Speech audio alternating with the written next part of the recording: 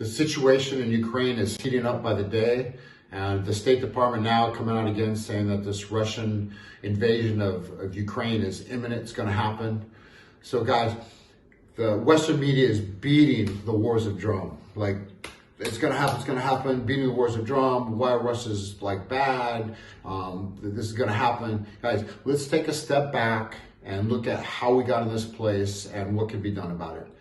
In 2014, in Ukraine, the president, Viktor Yanukovych, was kicked out in a coup instigated by the CIA. The CIA kicked him out, riled up a lot of Nazi fascist support in the area, got him kicked out, and installed a puppet president who was later replaced by another puppet president, pro-West. In exchange, Ukraine was promised NATO membership. This government was promised NATO membership. They would get the benefits economically and militarily of being part of NATO. Now, of course, this didn't sit very well with Russia, who had always, Russia and Ukraine have always been united. Ukraine they speak Russian. They were part of Ukraine is one of the republics of the USSR. So obviously it did not sit very well with Russia. In Ukraine, in the eastern part of Ukraine, two republics, Donetsk and Lugansk, declared their independence from Ukraine after 2014. They said, oh, we want to be independent. Guys, this is legal under Ukrainian constitution. It is allowed that the republics can decide if they want to be part of Ukraine or they want to succeed and be independent.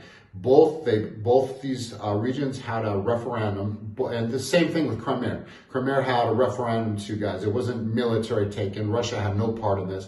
Crimea said they want to be part of Russia, but Lugansk and Donetsk said we're not going to be part of Russia. We want to be independent. We want our own independence, guys. This is democracy, right? You have a referendum. People decide what they want to do. They want to vote, and this was legal. This was not just some breakaway, like fought with guns. This is like a referendum where under the Ukrainian constitution, where these two republics decided they wanted to be separate. And they voted on it, they became separate. Immediately, Ukraine launched a war against them. And it's been going on since 2014. I've been there almost a dozen times. I've seen this with my own eyes. The Ukrainian army is bombing city centers, schools. They blew up the airport, the mining, the apartment complexes. They're not even targeting military sites, they're targeting people. And I've seen this, and it's going on, and it's escalating now. It's escalating. I have friends there. I was there just 3 months ago, and I saw this with my own eyes. I saw the Ukrainian army lobbing mortars over into a city center, just like randomly at the mall, killing people. And 2 days ago, now they're having a mass migration, mass exodus from this Donbass region, Donetsk and Lugansk, because the Ukrainian army has upped up the attacks against the people there. And so they're leaving. But the Western narrative is this is a false flag. Russia's just making this up in a reason to attack Ukraine. Guys, it's happening. It's not a false flag. And the Ukrainian army is attacking, and they're using American missiles, American bombs, American tanks and military to do this. America has given them the equipment and more sophisticated equipment, bombs, mortars, everything else to attack these civilians in the Donbass region. So guys, let's go back up. So in 2014, this coup was staged. Kiev became closer to the West. Guys, what if Russia went to Canada and staged a coup, got rid of Trudeau, got rid of the Prime Minister of Canada, installed its own puppet leader, and this leader made an agreement with Russia to have not only closer economic ties, but install military bases, nuclear weapons, everything else, become basically a proxy of Russia. Guys, the United States would have none of it. They'd have none of it. And Russia in 1962, the USSR tried to have a base in Cuba, and America put the line in the sand and say, hey, we're gonna have a war if you try to install one base in Cuba. Guys, NATO's all over. Since 1990, George Bush I made an agreement with Gorbachev, and Russia said, if Russia pulls out, it allows the unification of Germany to become part of the West and part of NATO then NATO will not, and this is a quote, will not expand 1 inch further. Since then, 14 different countries have joined NATO, have been allowed to join NATO, and Ukraine has been promised NATO membership as well. So what does Russia want? I mean, the media narrative is, oh, what's Putin thinking? He's crazy. He wants to take Ukraine back because he thinks it's part of Russia, part of the old USSR, and Russia's going to attack. Guys, Putin has said exactly what Russia wants.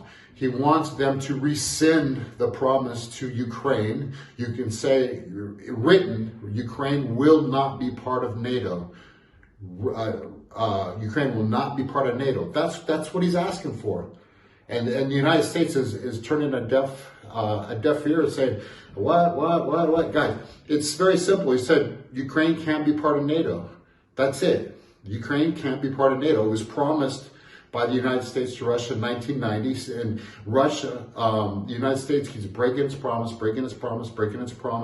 and now they're again breaking its promise, saying that Ukraine is going to be part of NATO. Guys, it's right in Russia's backyard. Like I said, the United States wouldn't tolerate this for 1 second if this was in their backyard, not 1 second. So why do they expect that it's okay for NATO bases to be surrounding Russia, which they do already, nuclear weapons pointed right at Russia, which they are, and now right in the underbelly of Russia, in part of the old USSR, a country that had close ties, a Russian-speaking part of Russia, and they're going to put a NATO base. They're going to make this like a NATO country and put bases there by pointing at Russia and be part of the West. Guys, Putin says no, that Russia will not accept this. Then now America's saying, oh, we want diplomacy. They don't want diplomacy. They want war, because diplomacy is there. Just go back and do what you said you would do and rescind the promise you made to Ukraine and keep the promise you made to Russia back in 1990 that NATO wouldn't expand, not even taking these 14 countries back, just not expand to Ukraine. This crisis would end in 1 minute. If they said, okay, we're not going to expand to Ukraine, it would end in 1 minute. But the United States is not willing to do that because the United States wants a war. It's about regional hegemony, it's about political power, and it's about money. It's about money from natural resources such as the gas. So this is what's going on. This is the United States playing another weapons of mass destruction in Iraq, another lie, another false narrative that's trying to unite the American people, unite the NATO members in Europe into like having this conflict with Russia, a conflict that Russia does not want and wants to avoid, and it's only asking for one thing: NATO will not go to Ukraine.